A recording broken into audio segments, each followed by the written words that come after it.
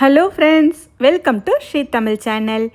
இட்லி தோசைக்கு சட்னி சாம்பார் போர் அடிக்குதா? ஏதாவது நல்ல காரசாரமாக இன்ட்ரெஸ்டிங்காக சாப்பிட்ணும், அதே நேரத்தில் அதிக நேரம் எடுக்காமல் 10-15 நிமிஷத்துலேயே செஞ்சிடணும் அப்படின்னா கண்டிப்பாக இதை ட்ரை பண்ணி பாருங்கள். எப்பவும் சாப்பிட்ற இட்லி தோசையை விட 2 எக்ஸ்ட்ராவாக கண்டிப்பாக சாப்பிடுவீங்க. முதல்ல 4 நல்லா பழுத்த பெரிய தக்காளியை இந்த மாதிரி நறுக்கி ஒரு மிக்ஸி ஜாரில் சேர்த்துக்கோங்க. அடுத்து இது கூட துருவிய தேங்காய் ஒரு 1/2 கப் அளவுக்கு சேர்த்துக்கலாம். கூடவே 1 ஸ்பூன் அளவுக்கு பொட்டுக்கடலை சேர்த்துக்கோங்க. ஒரு சின்ன துண்டு பட்டை, 3 கிராம்பு, 2 ஏலக்காய் சேர்த்துக்கோங்க. 1 ஸ்பூன் கசகசாவை சுடு தண்ணியில் 10 நிமிஷம் ஊற வச்சு அதுக்கப்புறமா தண்ணியோடு சேர்த்துக்கோங்க. ஒரே ஒரு பச்சை மிளகாய் சேர்த்துக்கோங்க. கடைசியாக 1 ஸ்பூன் சோம்பு சேர்த்துக்கோங்க. இப்போ இது எல்லாத்தையுமே ஒன்றா சேர்த்து இந்தளவுக்கு நல்ல மைய அரைச்சி எடுத்துகிட்டு வந்துடுங்க. தேவைப்பட்டால் கொஞ்சமாக தண்ணி சேர்த்து அரைச்சிக்கோங்க. அவ்வளவுதான், இது அப்படியே இருக்கட்டும். அடுத்து ஒரு குக்கரில் 2 டேபிள் ஸ்பூன் எண்ணெய் சேர்த்துக்கோங்க. எண்ணெய் சூடானதும் ஒரு பிரிஞ்சி இலை சேர்த்துக்கலாம். ஒரு சின்ன துண்டு கல்பாசி சேர்த்துக்கோங்க.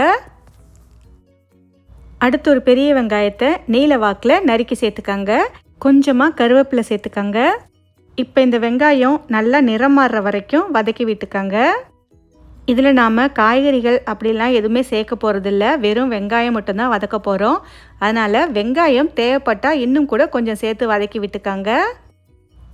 இப்போ பார்த்திங்கன்னா வெங்காயம் நல்லா வதங்கி இந்தளவுக்கு நிறம் மாறி வந்திருக்கு.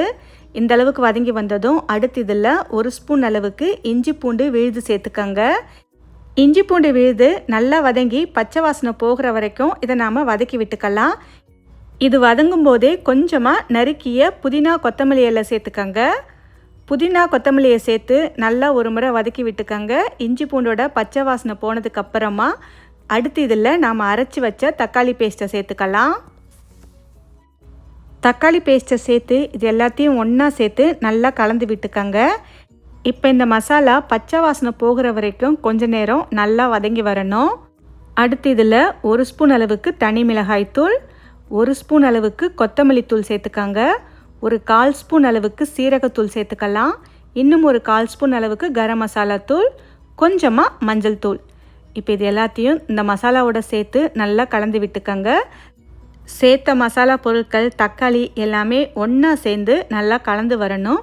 ஒரு 2-3 நிமிஷத்துக்கு அடுப்பை மீடியம் லோ ஃப்ளேமில் வச்சு நல்லா கலந்து விட்டு வதக்கி விட்டுக்கோங்க. கொஞ்ச நேரத்திலே பார்த்திங்கன்னா லேசாக எண்ணெய் பிரிஞ்சு வர மாதிரி இருக்கும். மசாலாவும் நல்லா சுருங்கி வந்திருக்கும். இந்தளவுக்கு வந்ததும் அடுத்து இதில் ஒரு 1-லேருந்து 1.5 கப் வரைக்கும் தண்ணி சேர்த்துக்கலாம். நான் இன்றைக்கி இட்லிக்கு செய்ய போகிறேன் அப்படின்றதுனால கொஞ்சம் தண்ணி குறைவாக சேர்த்துருக்கேன், குருமா கொஞ்சம் திக்காக வரத்துக்காக. இதுவே தோசைக்குன்னா இன்னும் கூட கொஞ்சம் தண்ணி சேர்த்து வேக வச்சுக்கலாம். நல்லா ஒரு முறை கலந்து விட்டு கன்சிஸ்டன்சி செக் பண்ணிக்கோங்க. சப்பாத்திக்காக இருந்தாலும் கொஞ்சம் கெட்டியாக இருந்தால் தான் நல்லாயிருக்கும். தோசைக்கு மட்டும் கொஞ்சம் தண்ணி அதிகமாக சேர்த்துக்கலாம்.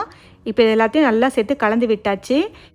அடுத்து இதில் தேவையான அளவு உப்பு சேர்த்துக்கோங்க. இதில் காய்கறிகள் எதுவுமே சேர்க்கலை, அதனால் உப்பு சேர்க்கும்போது கொஞ்சம் குறைவாகவே பார்த்து சேர்த்துக்கோங்க. இப்போ உப்பு சேர்த்து ஒரு முறை நல்லா கலந்து விட்டுட்டு குக்கரை மூடி போட்டு அடுப்பை மீடியம் ஃப்ளேமில் வச்சு 1 இல்லைன்னா அதிகபட்சம் 2 விசில் மட்டும் வேக வச்சு எடுத்துக்கோங்க.